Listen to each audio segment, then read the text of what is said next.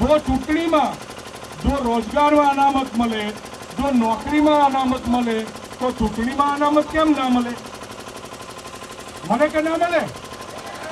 તમને નોકરીમાં તમે પછાત, શિક્ષણમાં પછાત અને ચૂંટણીમાં કે તમે પછાત નહીં.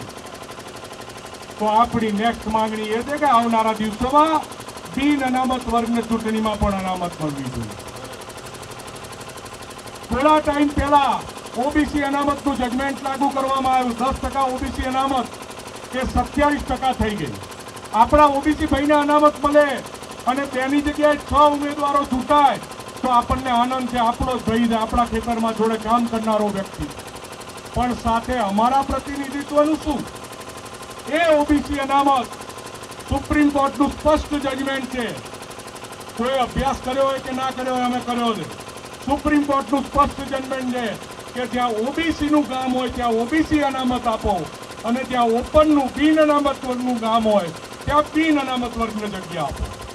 બીજું છે શું? હું તો અભિનંદન આપીશ મારી વિરોધી પાર્ટીના નેતા અમિત ચાવડાને કે એને સરકારને બીવડાવી અને સરકારે બીકમાં અણઘડ ઓબીસી લાગુ કરી દીધી.